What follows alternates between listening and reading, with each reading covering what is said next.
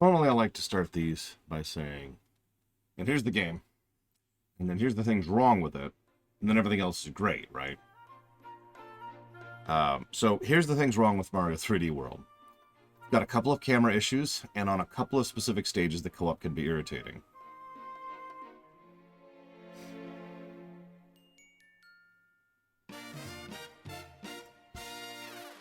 Yeah, no, Mario 3D World's legit. If you have not had the opportunity to play it, I highly recommend it. It is on the Switch, so it is not console locked like some of these we've played. Story core meat, non-existent. Story presentation, actually pretty good. Core gameplay, fantastic. Gameplay presentation, fantastic. I, of course, was playing the Switch version for the purposes of this review. Not purposes, the porpoises. Very big difference. And where do I even begin with this? It's got a big, fun visual flair. It's got unique and interesting, kind of smooth, jazzy kind of music.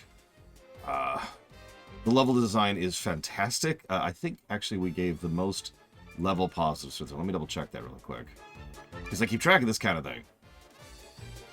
Let's see, levels. Oh, it also has good boss design while we're on the subject. Like, not the best boss design, but still good boss design. Let's see here. Levels. Mario 3D World. Yeah, so, for a bit of perspective, Mario Galaxy 2 got 40 level positives. Shovel Knight got 36.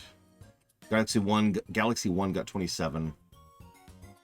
And Mario 3D World got 42. I don't know what else to add to that. It's, if you like Mario levels, if you like doing platforming and unique and interesting gimmicks and fun, creative visuals and running around, just letting the Nintendo core team go absolutely bonkers wild with their level design, this is the game for you.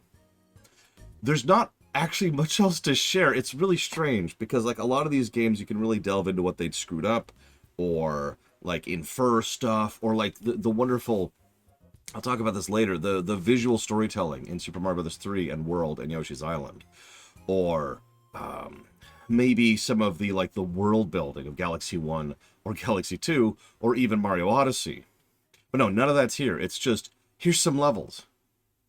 And the plot, if you could call it that, is the most excuse it's ever been. No dialogue whatsoever.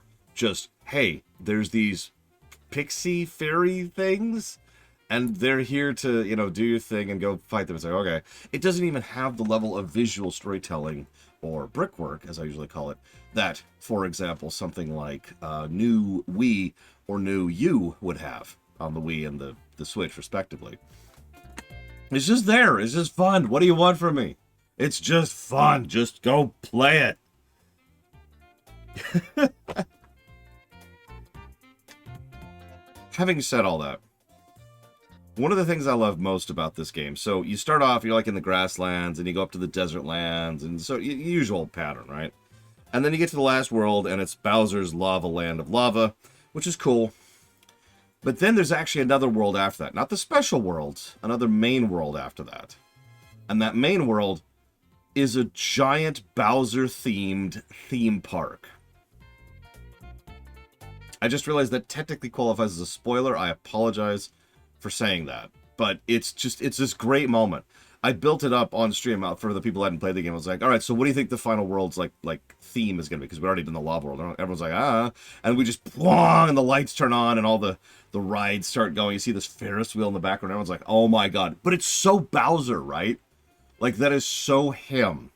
That his big shtick would be like, I can't wait to use this infinite power to make a theme park in the sky. It's going to be great. I did realize there's one other thing I wanted to talk about, though. Because I talked about it back in 3D Land. My apologies. 3D Land has the same general format as 3D World, but 3D World executes it better. So you get these little green stars. There's 3 of them per stage. And those green stars unlock new stages and new stuff as you're going. Cool. Same general approach as 3D Land. But A, the specifics are different. Like I said, specifics matter. Details matter. That's what makes the idea work here. How you get the green stars in the stages is a little bit different than it was in 3D Land. But more to the point, how much it requires in order to be able to progress is different. And there's these other little side things they do periodically where there's like a Captain Toad. Oh yeah, by the way, Captain Toad got his start here too, so that's cool. Word of warning, if you like Treasure Tracker and then you haven't played this game, these puzzles are nowhere near that cool or inventive. These are just little side mini games. They were just, you know, everybody liked them enough to make a whole other side game based on that. It says what it needs to, I think. Anyways, so you do little Treasure Tracker things, and then you do the little, like, you ever played WarioWare games where it's just like mini game, mini game, mini game? Kind of like that. These are really fast, rapid fire, mean, but very, very dynamic and very gradient challenges. So like you got 10 green stars. And if you get up to green star 7 and fail, those green stars are locked in. You're good. But in order to keep progressing, you have to go through 1 through 7 again to get to 8 and 9 and 10. So you have to do the whole thing in one bundle to get everything. But the point is, it's an extra bonus source of stars to help you unlock things if you're not 100% on every stage. There's also the stamps, and there's also the flagpole tops. And if you do all of that, you get access to the Mega Super Ultra, no really optional stuff, which can go directly to hell, by the way, because long stages with no mission checkpoints suck. Regardless of all that, this is a very, very, very fun game that I've 100%ed twice in my life. And you don't even have to. And I love it. Right now, we're getting back to New Super Mario Bros. Wii. We're actually in the middle of that playthrough today, excuse me. And then we'll start up on the one that I'm most curious of this entire lineup, New Super Mario Bros. 2. That's the 3DS one. That'll probably start later today. So, I hope to see you for that.